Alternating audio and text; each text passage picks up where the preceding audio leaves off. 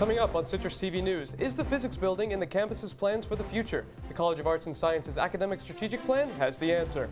And the former VA secretary is speaking out against the Trump White House. Find out what he has to say. And I'm here at the newly renamed King & King Architecture Library. I'll tell you more about the renovations and what's new inside this library right now.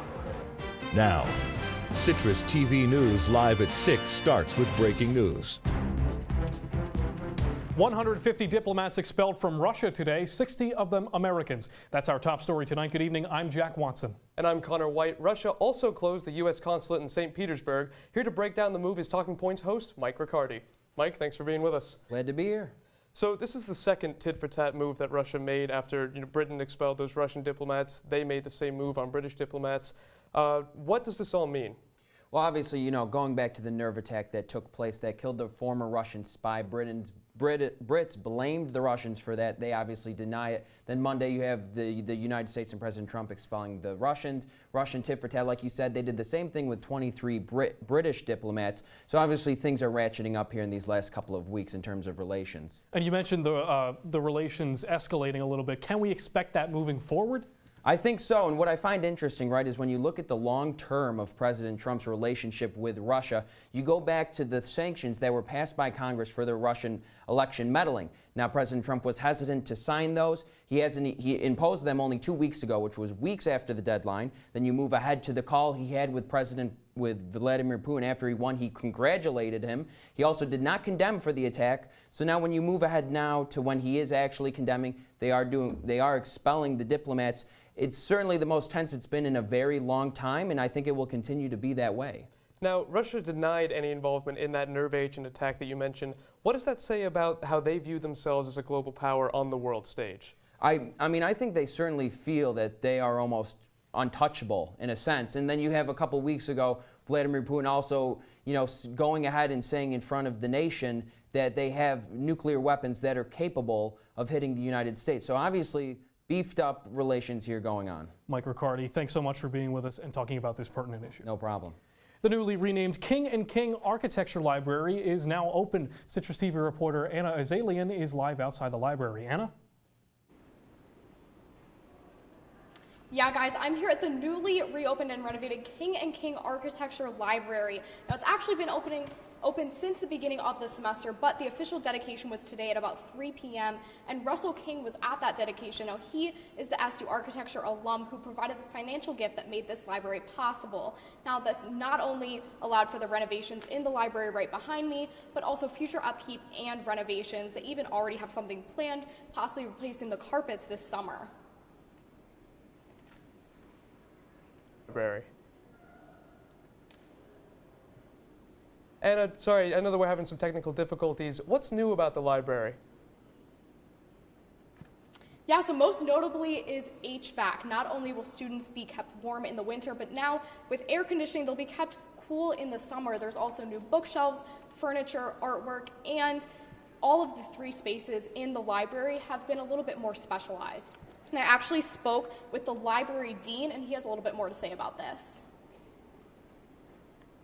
Collections and study space, there's better space for consulting with the librarians, and then there's a much improved room that can be used for seminars, for small group meetings, for interdisciplinary work. So it really took all of the things that we were seeing and allowed us to actually instantiate those in the architecture. And Anna, has the King family designed anything else for the university?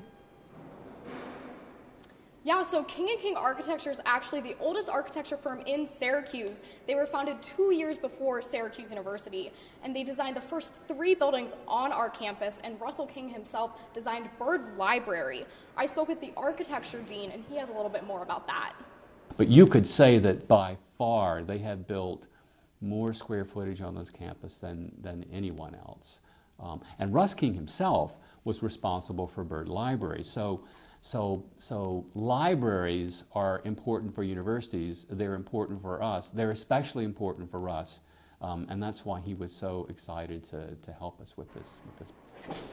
So a lot of the King family was at the dedication earlier this afternoon, but as you can probably see behind me, it's calmed down quite a bit. So any students, especially architecture students that might have some studying or projects to work on, this library is officially open for business. Well, that's Anna Azallion outside the new King and King Architecture Library. Anna, thank you. Thank you.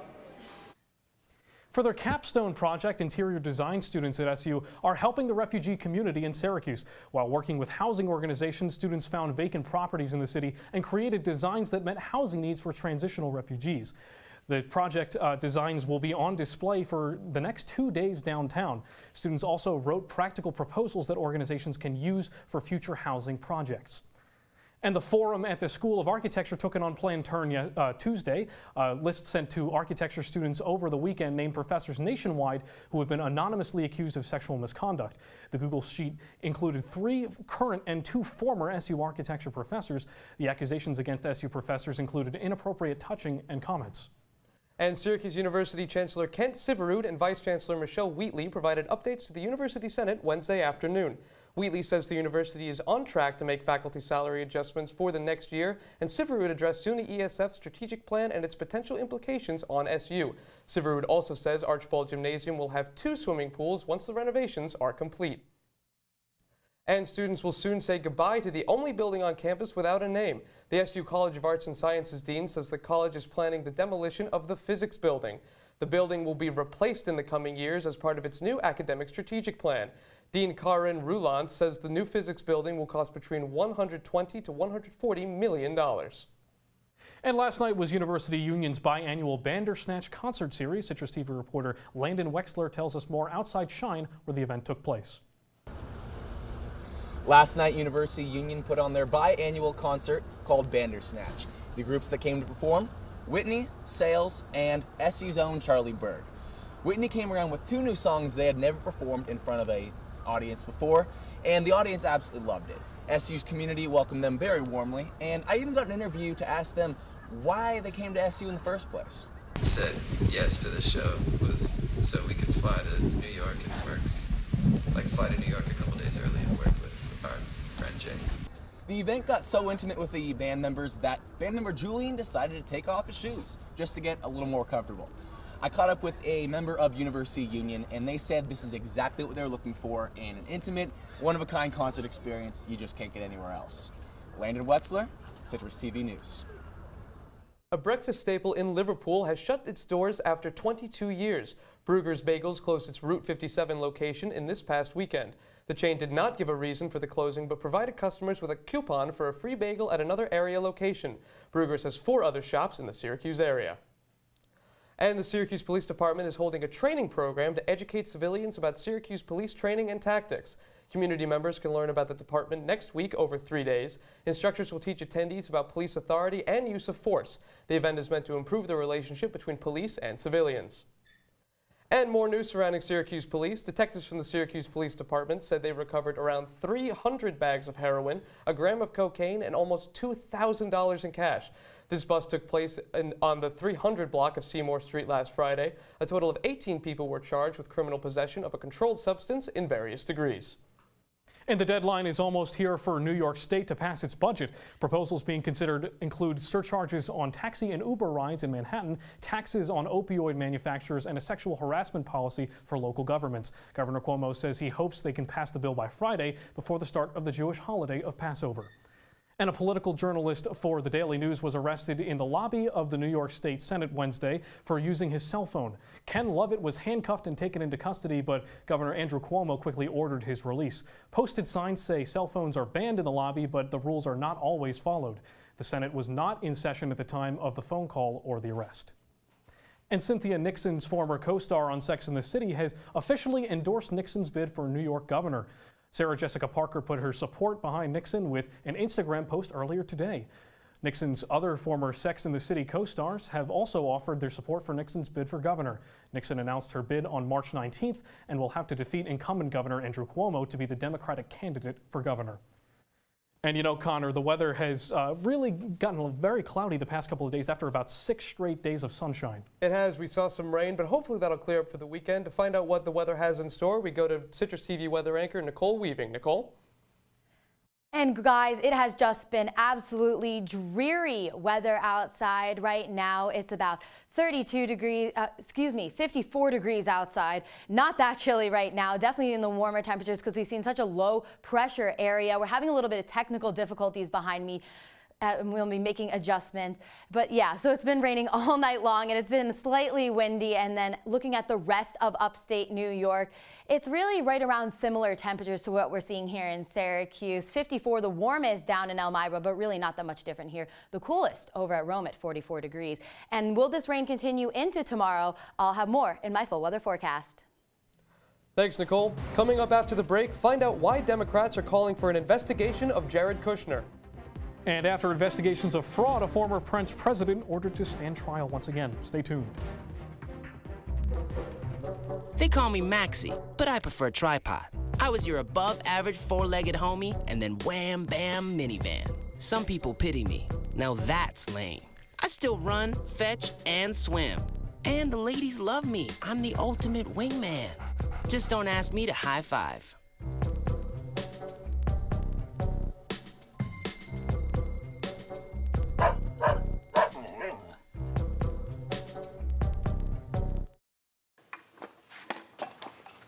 Did you hear about the pony with a sore throat? He was a little horse.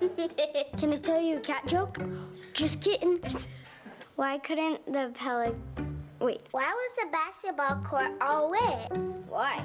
Because the players kept dribbling all over it. Where'd the cats go on vacation? New York.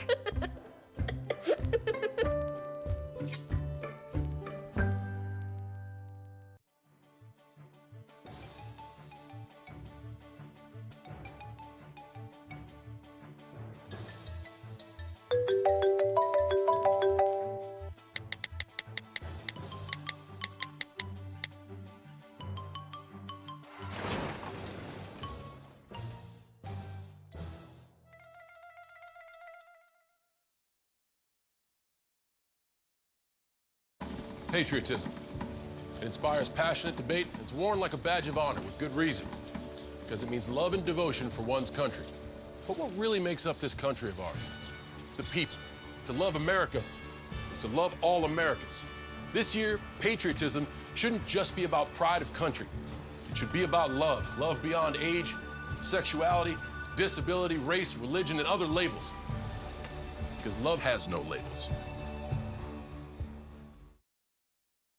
Breaking news tonight, another data breach was announced just around an hour ago. Under Armour announced 150 million of their MyFitnessPal accounts have been hacked. MyFitnessPal is Under Armour's online nutrition and fitness website. Affected information may include usernames, email addresses, and passwords. Payment information has not been affected by the breach, and Under Armour does not collect government identifiers. Citrus TV will update you on this story as it develops. And congressional Democrats are calling for the FBI to investigate whether Jared Kushner leaked classified information to the Saudi Crown Prince. In a meeting, Mohammed bin Salman reportedly told advisors that President Trump's son-in-law had told him about disloyal Saudi leaders. The 6 lawmakers asking for the investigation say that while the president can declassify information, his advisors do not have that power.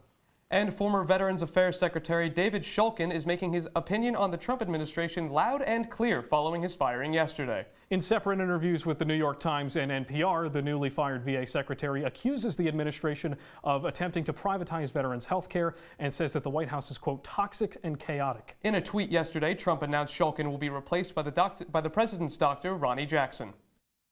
And Zachary Cruz, brother of the Parkland school shooter, will spend the next 6 months on probation for trespassing on the school's grounds earlier this month. He was originally held on a $500,000 bond, but argued he was being punished because of his brother's actions. Cruz will have to wear a GPS monitor and stay at least a mile away from Marjorie Stoneman Douglas High School.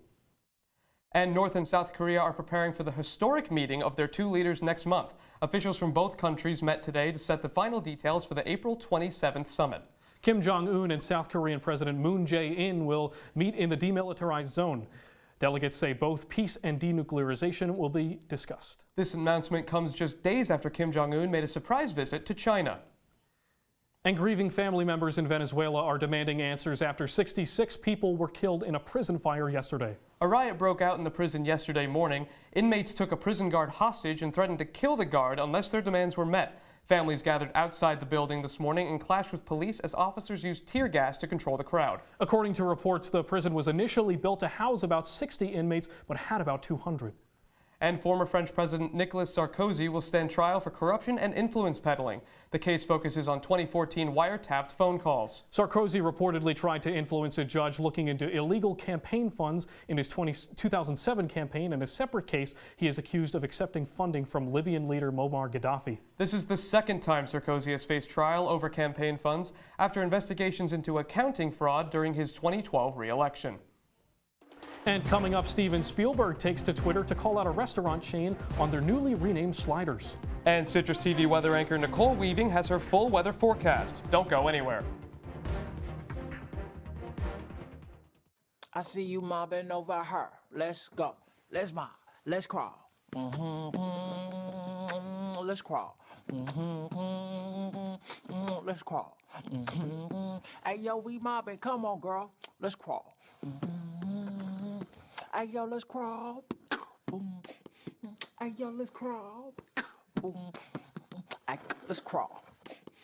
Hey, yo, let's crawl. Here we go. We're gonna go out there in the rain. You're gonna get wet. All right, here we go.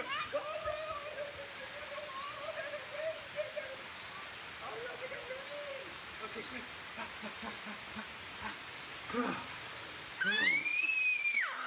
Oh yeah, yes. So much fun. Mwah.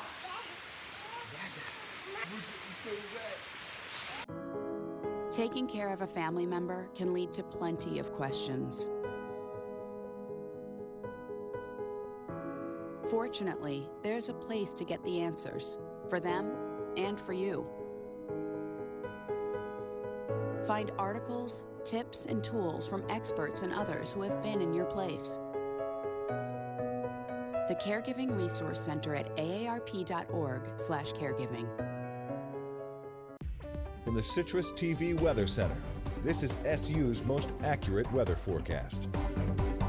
And it's been quite a rainy day here in Syracuse, but we're not the only place getting rain. As you can see right here in this Doppler radar, this storm has just been moving up the east coast from the south up into our neck of the woods. And it's really, as you see those dark greens, even some light yellows symbolizing those thunderstorms, have just been hitting this area. As we take a closer look specifically at Syracuse, you just see this rain is just completely going to be pouring in over the next couple hours and even into early tomorrow morning. So as you're planning for tomorrow, you may have gotten a glimpse of this slide a little bit earlier in the show.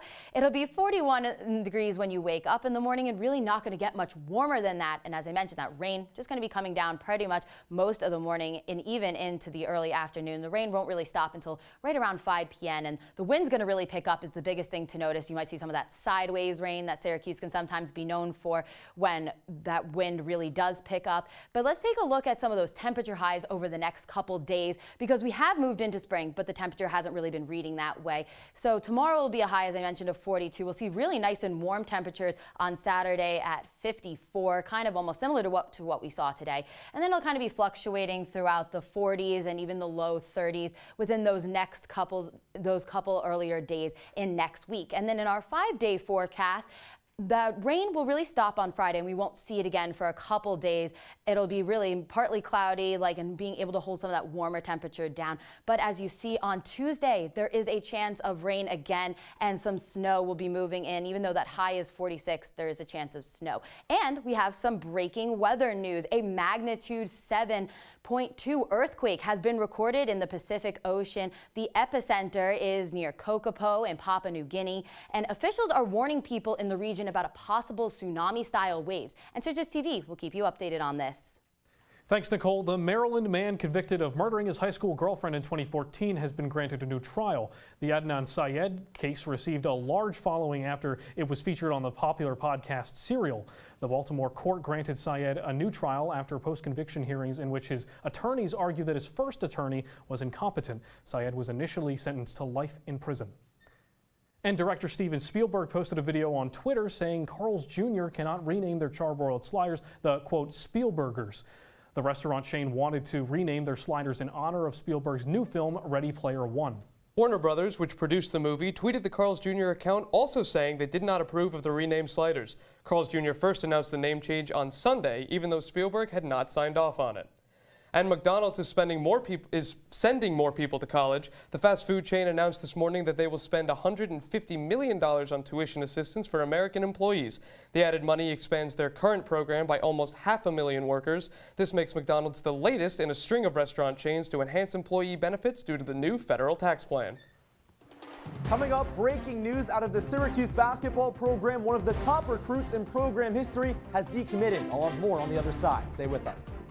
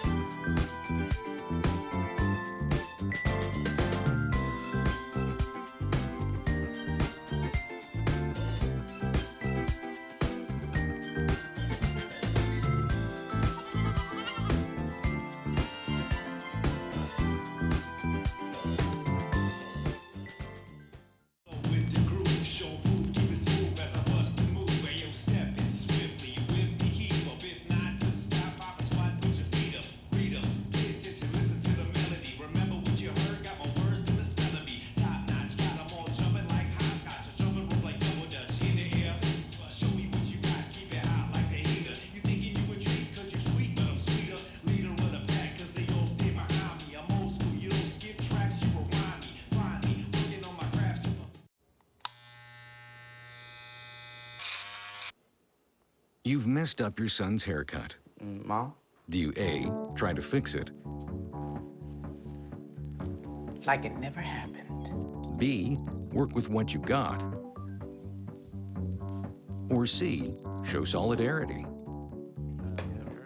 Thank you, baby. As a parent, there are no perfect answers. But you don't have to be perfect to be a perfect parent. Thousands of teens in foster care will love you. And now, your CitrusTV Sports Report. Breaking news, good evening, I'm Jake Marsh with sports. This time last week, Syracuse basketball was celebrating a spot in the Sweet 16. Today, the Oranges' season is over, and one of the top recruits in a school history has decommitted. Darius Bazley has chosen to forego the chance to play at SU and will enter the NBA G League in the fall. This news broke just a couple of hours ago. Here's what Bazley said to Yahoo Sports. He's the first player to make the rare jump from high school to the G League, and you see it right there. He's committed to this move and isn't taking the decision lightly. The sound of a crack on a wooden bat, the smell of fresh hot dogs out of the concession stand, and of course the sights of a jam-packed ballpark. All those senses are now going to be happening every day around the country because it's opening day. Each of the 30 major league teams are in action today, and there is no shortage of hype around each of the two teams here in New York. It's the Yankees' debut for Giancarlo Stanton, the reigning home run king. Yeah, that guy, as the Bombers head north of the border to kick things off against the Blue Jays. And would you believe it? The big man went deep in his first at-bat, donning a new uniform. A blast to right field gave the Yanks a 2-0 lead, and it's now 5-0 New York in the 7th. Meanwhile, the Mets are off to a hot start in 2018. The Amazons took care of the Cardinals 9-4 at Citi Field today.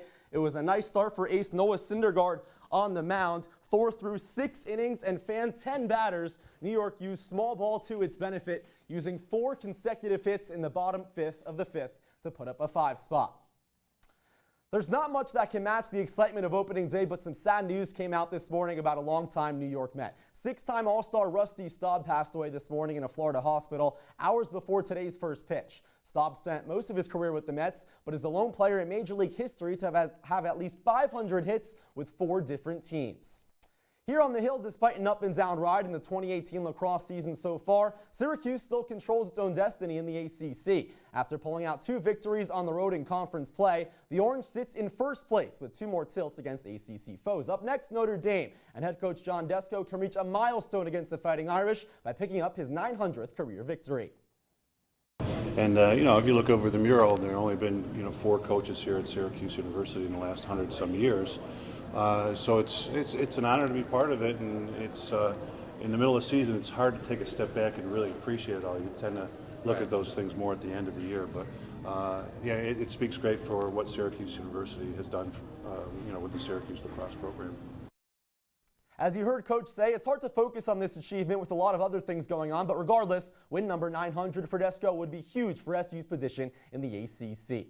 Elsewhere, the SU women's lacrosse team is in action right now. The Orange concludes a 5-game road trip at Princeton, and it's currently 9-6 Syracuse as Sam Swart and Bella Rashawn have 2 goals apiece for SU. They'll host Duke this weekend inside the Carrier Dome.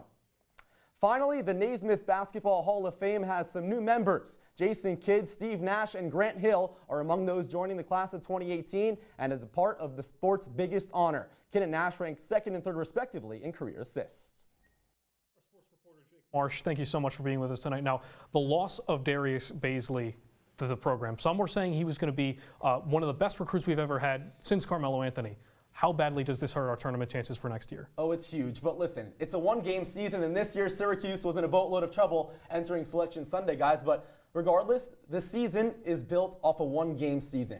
Everything is judged on how you do in March Madness. So if Syracuse can squeeze in, who knows, maybe another run is in store. Thanks so much, Jake. And we'll be right back here on Citrus TV News Live at 6.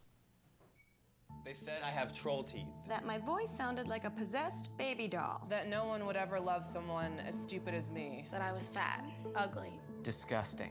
The effect of bullying is potent. We will no longer be the silent majority. Now, when you see online bullying, there's something you can do about it. We're gonna take action with the I. I am a witness. I am a witness. I am a witness. I am a witness. I am a witness, and so are you.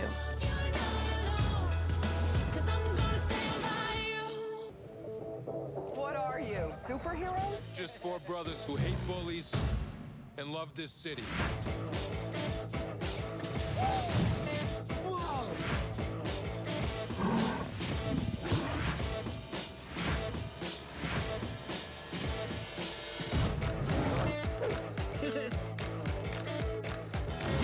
Gear up, guys.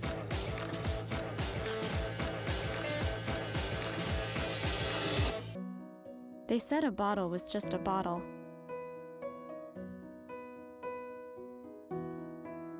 That no one would ever notice me.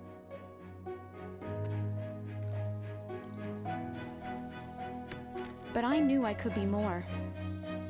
That one day, I would make people smile.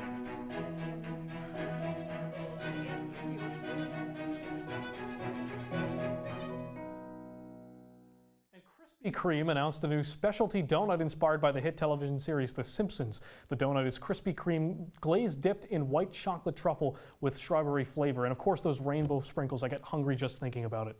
So do I, Jack. But these treats are only available for a limited time and will only be sold at 7-Eleven and Krispy Kreme locations in Australia. There's no word on whether or not they will ever be released in the U.S. Well, that just sounds like yet another reason to want to visit Australia. I certainly want to go there for the scuba diving. Everybody knows that I love scuba diving. I was going to say, you're totally always into going scuba diving. And just before I get down in the water, I'd love to have a Krispy Kreme Simpsons donut. And that's all the time we have for this evening. Be sure to follow us on Twitter at CitrusTV News, and all of our full shows are on CitrusTV.com. For Jack Watson and everyone here at Citrus TV, I'm Conor Wight. Have a great evening, Syracuse.